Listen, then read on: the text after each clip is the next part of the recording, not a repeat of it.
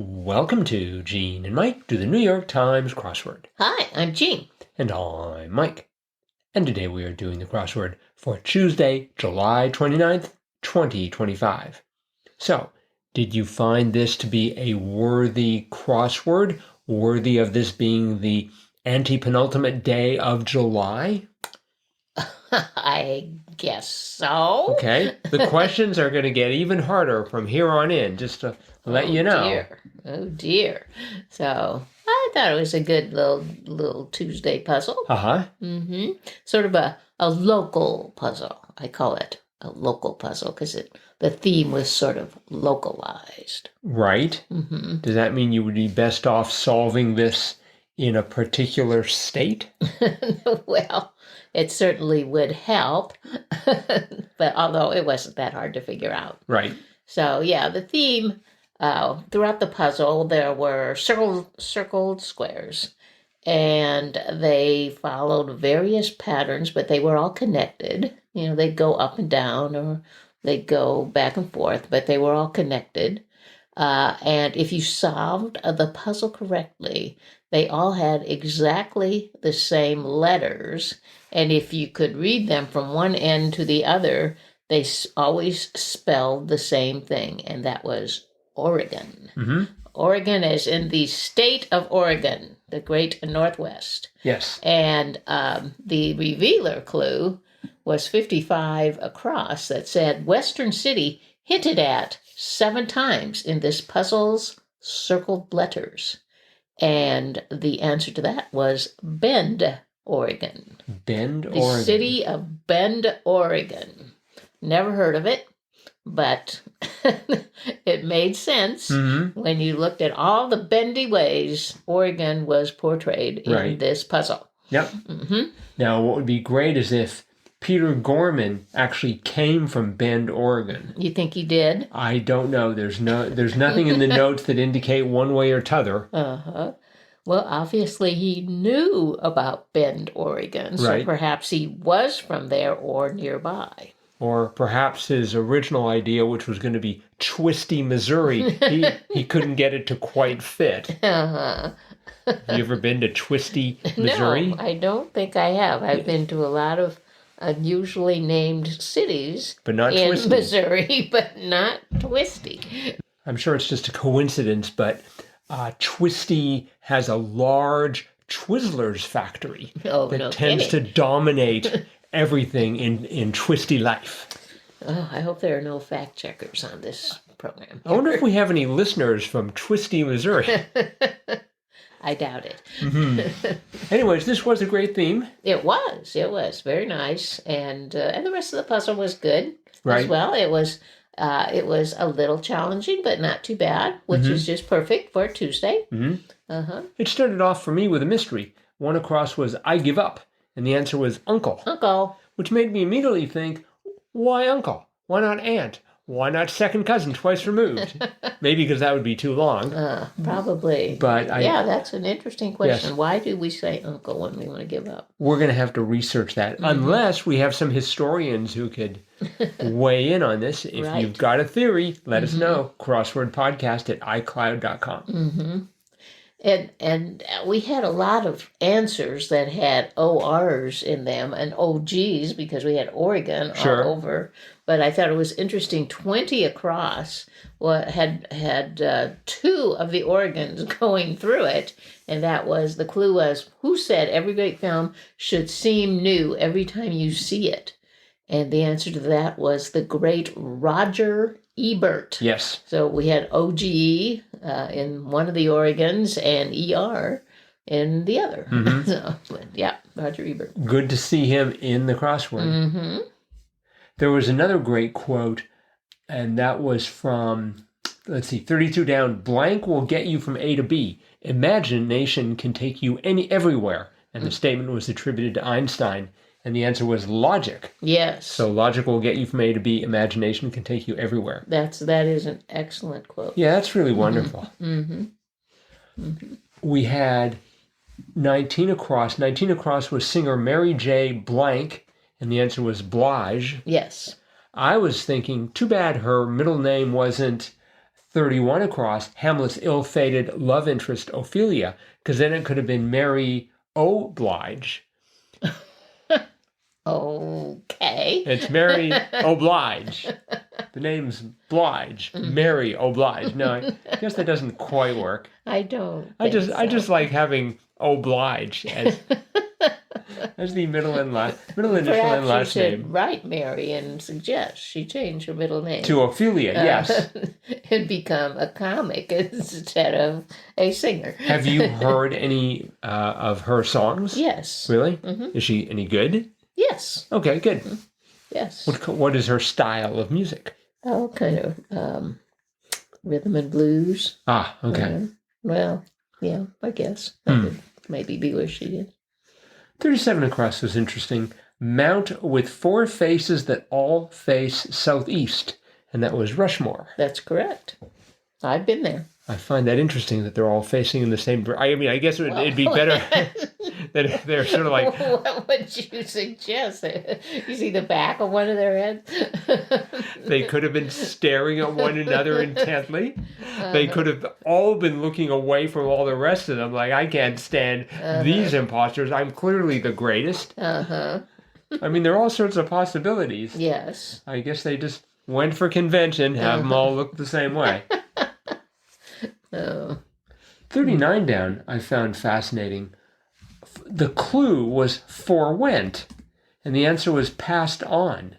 I've never heard the word forwent before. No, I hadn't either. I'm pretty sure. Let's see. 39 passed on is not a debut. I'll bet forwent is. Yes. I bet that's never appeared in the crossword before. Yes. We'll have to Forwent. I've foregone, but not forwent. Yes. Let's see. 47 across was catchy song in modern lingo was bop. Right. Is that really modern lingo? I was thinking bop sounds like something out of the 50s. Well, To be precise, bebop. 1950s. Bebop. Right. Maybe just bop by itself is. Well, they lost the first B? Yep. The B from bebop is gone. Well, Now it's just bop. Mary So lost it's the O new. of oblige, so I guess they can lose the B of bebop. I'm thinking Mary Blige does rap too. Oh. I've heard her sing and I've heard her rap, so she's a little of both. Did she do any bebop? She or might. just bop? She very well might. So to use this in a sentence then, all of Lady Gaga's songs are bops. I guess. Or just maybe Lady Gaga is bop for the way she sings. Well, it says it's a catchy song. Oh, so, that's true. So she'd have to be what? Bobacious? Bopacious? I'm not sure. Okay. If we have any English majors listening in, perhaps they can help us as well. Yes. 66 across stumped me and it makes me feel stupid because the clue was birthplace of artist Leonardo, and it was Vinci. Yes. I'm like, where was he born? Where was Leonardo da Vinci born? Oh. Yes, I got that too. And it's just like, duh. In fact, that was my last word because 59 down, actor blank Patrick Harris, the answer was Neil. Yes. For some reason, I wanted to spell it Neal. Oh. I don't know why. Well, so some people do spell it that way, but I guess that's why. And I was just being sort of contrary. And so I had Vinca. Vinca as opposed to Vinci. So Let's see. We had 38 across, constantly pushing forward. And I went for at it. Because you're really at it. You're pushing forward. The answer was go. Go, yes. Go, I guess. Go. I thought that was quite interesting. And then for 47 down, that was reason to wear a knee brace, perhaps. I went for bum leg. Oh. But it was bad leg. Bad leg, yeah. That was pretty obvious. It wasn't to me. I went for bum leg. Well, it was like maybe, they wouldn't put bad leg, but they did. So, yeah. And then they needed a clue for or for 65 across, and the answer was the clue was minor matter, spelled MINER matter, and that was or. That was a cute. And then right under it, '68 holiday party pour was nog. So you could go O-R-E and then back G-O-N, and you get the Oregon. It must have been quite the challenge to make this all work. Well, there's a lot of O's in there, O-R-Es, and N-O-Rs. And yes. So yeah, it would have. But somehow, Peter Gorman made it work. Very good. One last one, and then we'll wrap it up here. 17 across. Chuckle plus blank equals chortle. Chuckle plus snort equals chortle. Mm-hmm. I chortled when I answered that. Okay. And I would try and reproduce the sound, but it would probably offend our listeners. That's yes. Okay.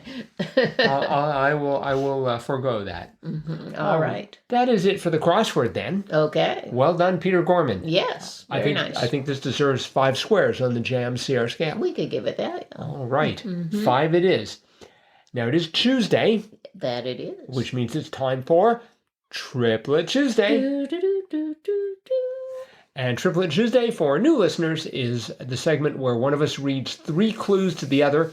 The answer to all 3 clues is one 3-letter answer, and the object is to guess that answer in as few clues as possible. We do it 3 times, hence the name Triplet Tuesday. Yep. I believe you will be posing the clues today. I will. And listeners, you are invited to play along. Hit pause after Jean has uttered the clue before I start to say anything. Don't worry, you'll have a lot of time before I come up with something probably. And then see if you match what I said. Okay. All right. You ready? I am ready. Here is your first clue. Friends possessive. Friends possessive. Friends possessive. His. No. Second clue. Okay. Your alternative. That's spelled Y-O-U-R. Your alternative. Your alternative.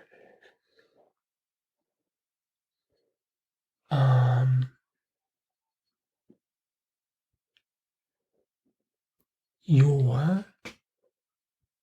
Our. O-U-R. Not quite. Here's your last clue. Okay. Honor blank father. Thy. Thy, yes. Thy. You can say thy instead of your. Like thy computer there.